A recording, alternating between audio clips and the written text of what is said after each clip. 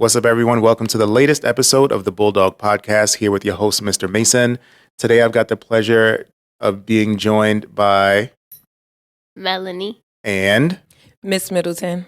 And today, we get our first interview, right? So we get our first interview with Miss Middleton, who, in fact, I'll just let Miss Middleton introduce herself and the amazing role that she plays in our building. Yes, so I am a second year ELA sixth grade teacher. I have been at MS 582 since the year 2016 as a paraprofessional. I went to school, got my double bachelor's degree from City College, obtained my license childhood grades 1 through 6, and I was hired by MS 582, and I think my work ethic was my interview, to be honest. Yes. That's a real statement. Indeed. So we've got Melanie, who is going to conduct our first Bulldog podcast interview. How are you feeling about that, Melanie? I'm feeling nervous. Okay. I mean, you're not normally nervous, so this is a different side of Melanie that we get to experience today. I'll just start off by saying thank you, Miss Middleton, for joining us today, and stepping into our Bulldog podcast world. And I'll turn it over to Melanie. Okay, so I have a couple of questions that I have written down on my computer. Okay. First one is, what's the best decision you ever made in your entire life? I'm going to have to say taking my education seriously. Even as an adult, when I went back to school for higher education, I would prioritize things above it. As an adult, you have bills, for me, I had a child, I have family that depends on me and things like that. So I would prioritize all these things over my education. And one day I was just like, no, I can be 35 without a degree, or I can be 35 with a degree. And I chose to have my degree, especially because no one can take your knowledge from you, right? You can take the clothes off my back. You can steal my money. You can probably kick me out of the house. You cannot take the knowledge that I have obtained. So I would say the best decision that I have ever made was taking my education serious. Okay, that was the first question. The second question is, what is one thing you're deeply passionate about? I want to say pouring some positivity into my community. As of late, and the generations compared to when I was growing up, it's so dark. When we were growing up, we had real friendships. We went to each other's houses and we spent time with each other, and we found out who we were as people, and we encouraged that. We weren't beating each other down. We weren't calling each other friends and then calling each other names or talking behind each other's backs or, pulling them down. So I really want to put that back into the community. I want to walk up the street and see little girls playing double dutch or hopscotch or creating dance. Choreography was our thing back then. And choreography is a thing because you're a superstar when it comes to that. So imagine you come outside your house and 4 or 5 of your friends are waiting for you to choreograph a dance that you guys are going to do on the block or for a party or something like that. I feel like that atmosphere is missing so bad from the generations that's coming up behind us. So I would say my biggest passion is bringing that back, in any fashion that I can. So if you notice in the school, I try to come outside during recess and teach you guys double dutch when I can, or when I was doing the dance team, just bringing those traditions back, and just uplifting my community. That's really my biggest thing. I think on the heels of you saying that, Miss Middleton, everything is just for the gram. Everything is for TikTok. Everything is for the look. It's rare that, people are just outside doing things for fun, having a good time, enjoying their community, getting to know each other. You don't have to be tough all the time. You don't have to be hard all the time, especially not when it's 75 degrees outside. You get what I'm saying? Yeah. Yeah. I was very much, they say there's streets and there's sidewalks. I was very proud to be on the sidewalk. I am very proud to be on the sidewalk. Like I'm not into the violence. I very much if you have to defend yourself.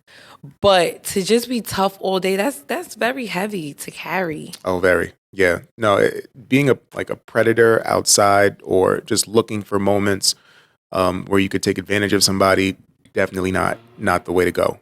Or just always looking to be disruptive. Yeah. Like, oh, it's peace here. I'm going to just, like, why? Why not enjoy the peace? Okay, that was the second question. The third question is, what's the best piece of advice you've ever been given? The best piece of advice that I've ever been given. I've been on this earth for 35 years, so I've been given a lot of advice. And I am a forever learner, so I'm probably not gonna go with the best because there's so many. But I'll try to stick to one that I feel my students should hear. Put out the energy that you want back. So if I want a space to be forgiven or seen or understood, I also have to be that energy. I also have to be understanding. I also have to be forgiving. I also have to give someone grace and see them beyond what they're doing in the moment. So I would say that, like, show up how you would want someone to show up for you. Okay, that was the third question. Melanie, you gotta like engage. You're like not we gotta about it. Like you don't have an opinion about like the advice that I'm giving you. I don't know what to say. Yeah, but it's more of, do you resonate with what Miss Middleton is sharing? Like, because you're asking amazing questions and you're getting amazing answers, right? So, like, in what ways do you resonate with some of Miss Middleton's responses? Like when you're in let's say you're like in the group with your friends and they're just throwing out negative energy and you don't want that negative energy around you, you could just like get up and move to a positive place, or you could like throw some positive energy out there and maybe they'll switch from negative to positive. For sure. Mm-hmm. And even sometimes just pointing it out, right? Like, oh, that hurt it. Like, that wasn't really a compliment. That actually hurted my feelings, right? Like, telling someone that they hurt you can also be a mirror to what they're doing. Sometimes people don't know that they're being negative. Yeah. Sometimes they don't know that they're being mean. They don't know that, right? Like, sometimes that's all they're used to. Maybe that's what's being done to them. So now they're repeating it. And as a friend, you can say, hold on. Like, that was a little rude. That was a little rude. Or right? a lot rude. Or a lot. Or a lot rude. And just, like I said, be in that mirror, pouring out what you want poured in. You don't want negativity poured into you, right? So we definitely shouldn't be pouring that out. Happy smiles and rainbows around me. I agree. The fourth question says, what's something you believed as a kid that you kind of miss believing? That's a good question. I believed as a kid that everyone was good. Kind of. I believe this. I believe that too. But then, like once, like you start actually like going outside, you see what's wrong with people and the stuff that's going on in their head mentally. Mm-hmm. I'm sure, Miss Middle, you can relate to this. Like watching your daughter grow up and me watching my son grow up. Yeah. Like as little kids, them out in this world, everything is so like positive and bright. Mm-hmm. Like they think that everybody has the best intentions. They think everybody's good. Everybody just wants to do good, wants to do good by them. Mm-hmm. And, like you just said, Melanie, even you in middle school right now, you realize that that's not everybody's motivation, when they leave the house in the morning, which is, that's rough. That's heavy. Why you get so heavy? Why are you making this so heavy, Melanie? She's taking it. She's taking it deep. She has some good questions. Yeah. Oh, that was some good questions. Okay. But I love that. And you're making us reflect. Thanks to Google. Absolutely. Clocking for Google. Right? Yes, I love Google. If you could go back to your younger self, what advice would you give your younger self, and why would you give that advice to your younger self? I would give the advice that I would give my younger self is believe in yourself. As much as I have come off confident, or like I've had what a lot of people would say a lot of accomplishments, there was doubt there, right? And that took me out of a lot of opportunities that I probably would be like, I probably wouldn't be Miss Middleton right now. Like, you get what I'm saying? Because I took myself out of these opportunities just for not believing in myself or not believing in what my success could be.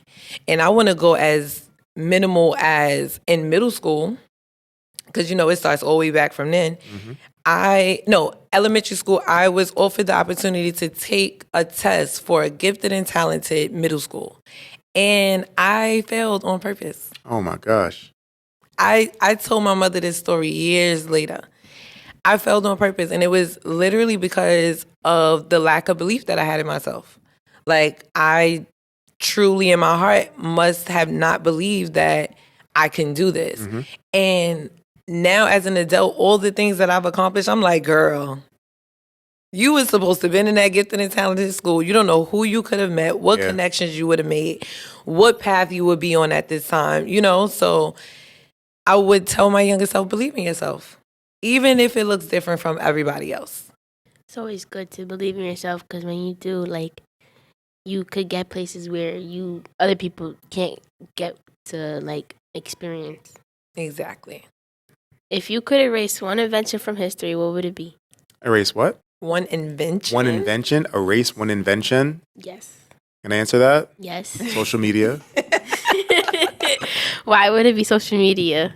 Listen, I'm on social media. I love social media. I think in small doses, it's great.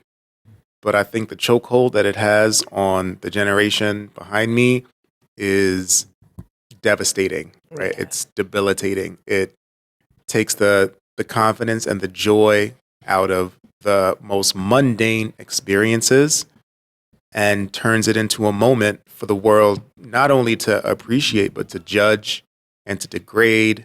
Yes. And just the things that it does, not even to just the minds of children, but to the minds of adults, right? I've seen adults on social media kind of lose it, kind of lose who they are, trying to present a certain facade or, like we said before, just being out in this world and just being mean, like a judge. And yeah.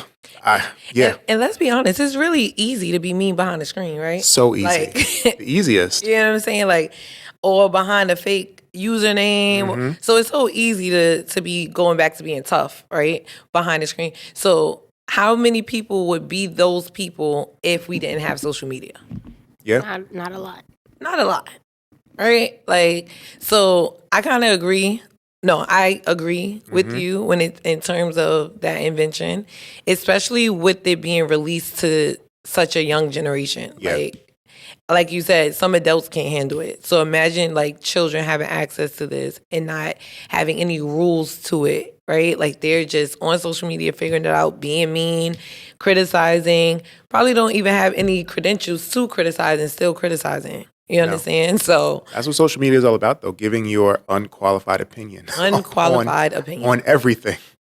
For me, I just think, everything in moderation. Like if I find myself doom scrolling or on it too much, I just kind of like catch myself, or I'll be caught and, and just be like, okay, let's put the phone in another room and let's just like lock in with reality, But yeah, that's, for me, I've seen the world without it, and nothing's perfect. Nobody's perfect. In every medium, there's going to be nasty and bad stuff. But with this, it's just so rampant, and there definitely needs to be some type of age regulation and restriction. And I know Melanie doesn't want to hear that. I like social media. You don't say. Other question is, what goal are you working towards right now? I am currently working towards my master's degree. So in certain fields, your bachelor's degree is a requirement. For education, the highest requirement is your master's degree. So in order to even secure my job, I have to have a master's degree. But to go further, the education that comes behind the master's, because now not only are you getting the book segment of it, you're also in the field already. So now you're applying the things that you've learned in like undergrad with, and Mr. Mason can speak more on this because he actually completed a master's program. So this is more so of assumptions. He's going to jump in and actually explain what the masters do, but it definitely advanced you in your career, right? So that's what I need so I can have longevity in this field. Yeah, I mean, it's a more of a concentration on teaching, right? We're teachers, and we teach special populations, so we need that training. We need that supervision. We need that field work. And with your master's, all of that comes under a microscope, right? And you get a chance to prove what you know and prove what you've learned at the end of it with what we call a thesis or like a mini dissertation, like PhDs have a dissertation. Is taking data, showing that you can manage your data, showing that you can read your data, and applying that to teaching every day. Miss Bailey has a PhD. She's working towards a PhD. Yes. Mm-hmm. Oh. Yeah. No, but they're definitely in the master's club. Yeah. Mr. Mason, Miss Bailey, I think Miss Flores, Mr. Valman, definitely in the master's club. Indeed. Or your admin, Miss Velez, Miss Garufi, Mr. Merced. They're definitely like master's club. So no pressure, Melanie, but there are high expectations for what you achieve in this world. For sure. Okay. And even after you leave, like we're tracking you. Indeed. I'm just saying. Still gonna check in. I feel scared. You should. Next question is, what's the toughest decision you made this year so far? Ooh, the toughest decision that I made thus far. You really hitting us hard. Yeah. Thank you. I'm gonna have to say putting myself first. And that sounds, like why is that so hard? When you have a big heart and you are the responsible one or the one that thinks about everybody else, it's really hard to put yourself first.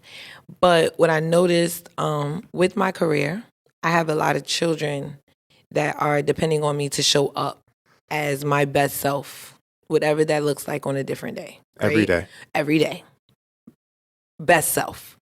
So I cannot allow adults who are able-bodied to, drain me when I know I need to show up for children.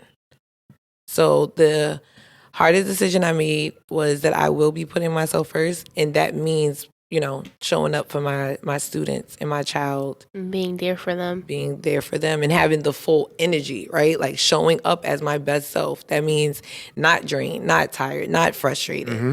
Like I am giving you my all. I am coming with a clean slate every day.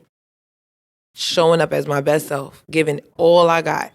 Showing up as Miss Middleton we know. Yeah. I like that because you know my best self, right? Yes. And I think when you do grow up, there are people that kind of, I don't want to say just rely on you, but just like rely on you to be the person that you are consistently. Mm-hmm. And that can be challenging sometimes. And I know that's tough for kids to understand because kids need us all the time, But putting yourself first is really challenging. Really challenging. You have to pick your spots. Like I pick my spots. Like I put myself first in the gym for an hour, like 3 days a week. Yeah, watch the video on YouTube. Yes, yes. Or I'll like put myself first, a few hours before I have to go pick up my son. Like just different stuff like that. You'll see. You're gonna be able to like figure out what's what on different days. Because like I said, today may be a day that I'm going straight home and I'm going to take a nap.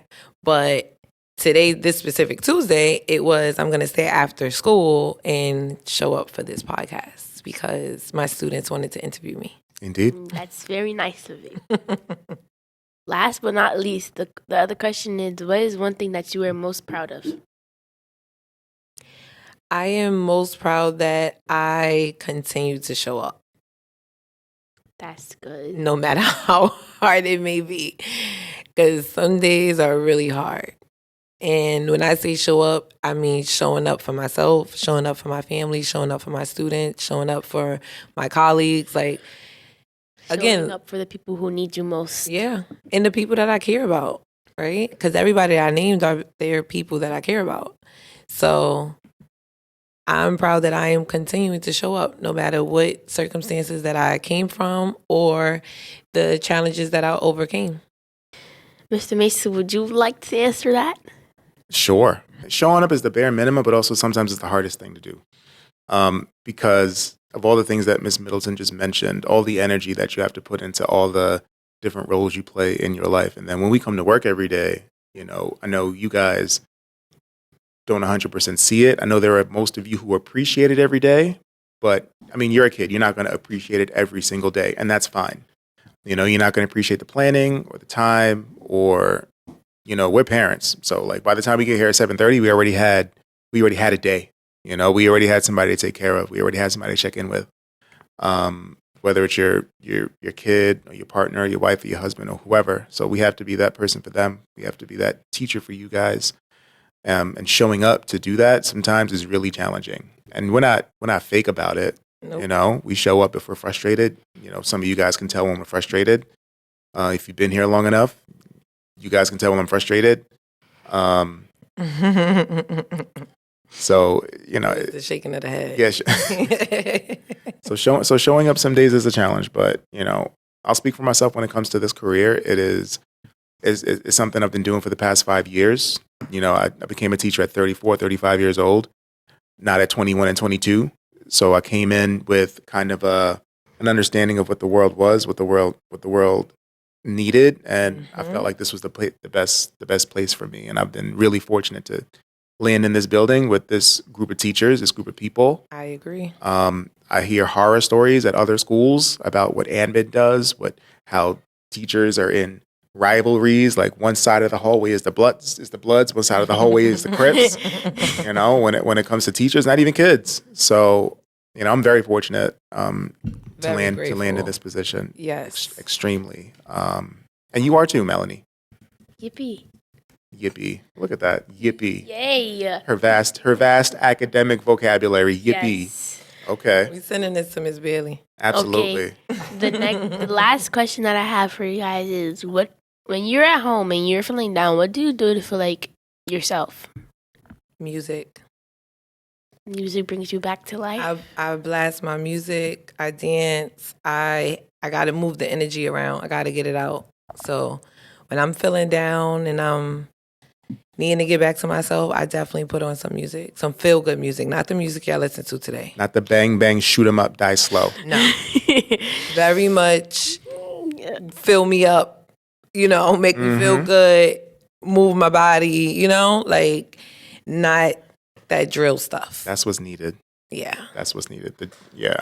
I honestly, when the weather gets a certain level, I can't even listen to hip hop. I'm gonna be real with you. I can't go into my car right now and like put on DMX. It has to be something that's gonna feel good, like some Mary J. Blige, some Donnell Jones. Yeah, definitely. She don't know about that. I don't know who these people are, but Google. She don't know about that. Google's your friend.